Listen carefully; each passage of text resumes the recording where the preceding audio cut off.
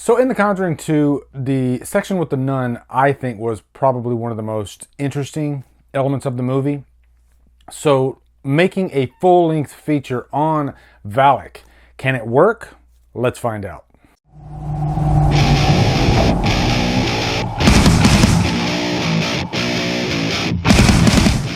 The Nun stars Taissa Farmiga and is directed by Corin Hardy. What's up, guys?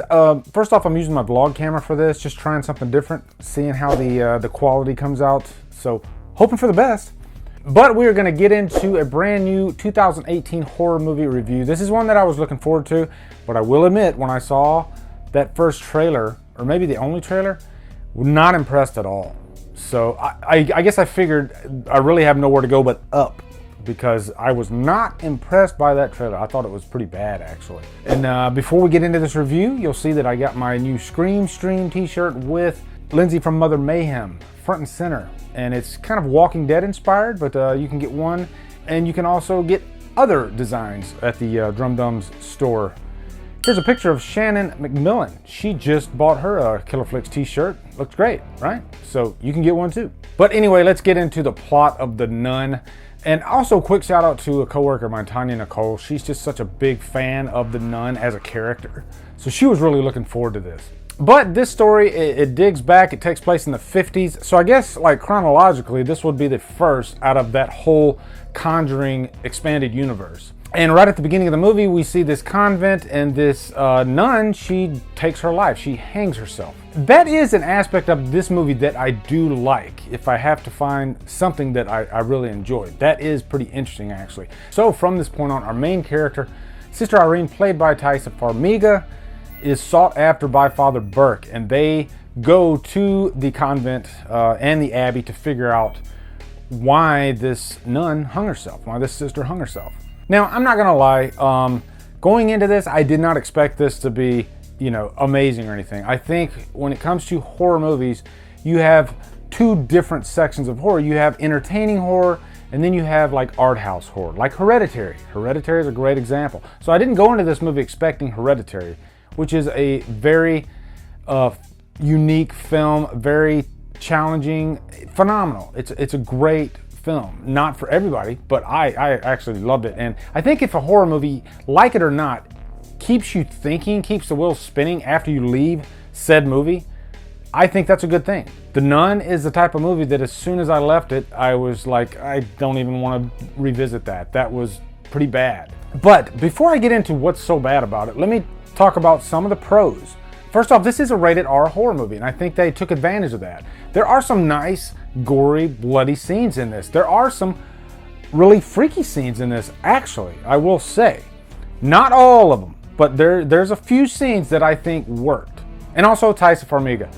I thought she was great in this. I was excited to see Vera Farmiga's sister joining the Conjuring universe and how she could tie into this whole thing.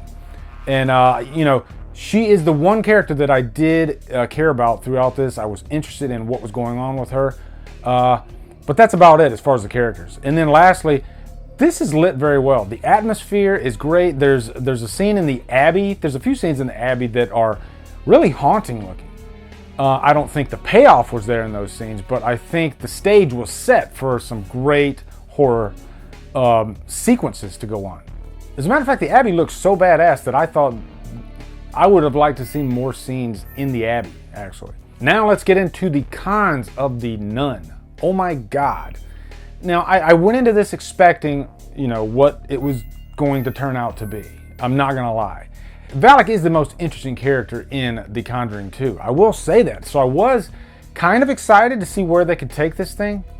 But unfortunately, this was a unique case for me, actually, because a lot of times I'll say the scares weren't done properly, and they weren't, but I think they were done differently in this movie than they're done in, like, say, Slender Man. That's a great example. The scares are much better than Slender Man in this, actually. This is a better movie, much better movie than Slender Man. But I think the movie was crammed way too much with scare attempts that they forgot to kind of scale back a little bit and focus on the story, because I didn't give two shits about the story pretty much throughout this whole thing. I felt like I was being yelled at, thematically. I felt like They were constantly trying to throw all these scares at me. Some of them worked, but most of them didn't. For instance, there is this one scene where we have Sister Irene standing in the middle of the convent, and then we see this big shadow of Valak, and the shadow is just getting, it starts out really big, it gets smaller and smaller and smaller, and I was like, oh, okay, now they have me. This could actually turn out to be a really chilling scene. Nope. By the time it comes around, I'm not going to tell you what happened, but I'm going to tell you that it was just so unsatisfying and cliche and exactly the way I thought they would go. And I was hoping they wouldn't, but they did. And just to kind of clue you in on what I'm talking about, it's a big problem with horror these days and the overuse of CGI. And this was an example of that. They have that, that face that comes out at you, that's, with the huge teeth and everything, and it's trying to scare you, but you can tell it's just a big computer generated effect. Sometimes computer effects work in movies great, when they're utilized properly. But yeah, I thought more times than not, the payoff just wasn't there. Also, jumping back on the characters, the Frenchie character, this is supposed to be our comic relief, but every time he opened his mouth, especially in the last act, I wanted to freaking saw my own head off. It was an attempt at comedy that failed every single time. Every time. Did not like this character at all. And it's sad too, because there's very few characters in this movie, so you could have had, some nice character moments between Frenchie and Irene, because they were playing around with this idea of, what it's like for a sister, a nun, who has to devote herself to a life of celibacy. And so Frenchie was that character that could play off of that, and they touch on it, but no, it doesn't really go anywhere. And I guess my last big con is Valak as a character.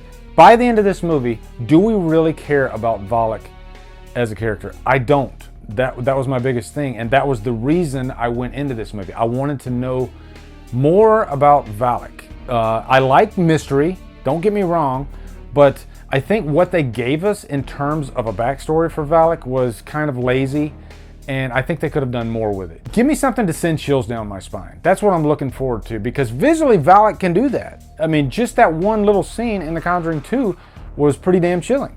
But we got a full hour-and-a-half movie here with a central character that, in the end of the day, it doesn't really scare you.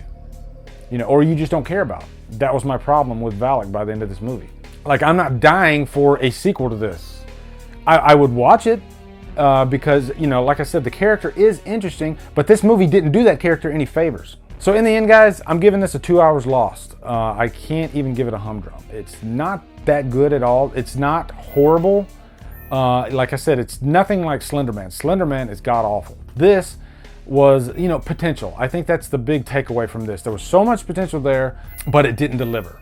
So anyway, guys, what are your thoughts on the Nun? Post below in the comments. Let me know what you think. Also, be sure to come over to Killer Flicks, where we talk horror all day and every day. And on Fridays, we do Free For All Fridays. Follow me at Drumdums on Facebook, Twitter, Instagram, Letterboxd, and now Stardust. If you like what I'm doing, hit that subscribe button. I'd really appreciate it. Anyway, guys, thank you so much for watching. Have a great day, and Drumdum out.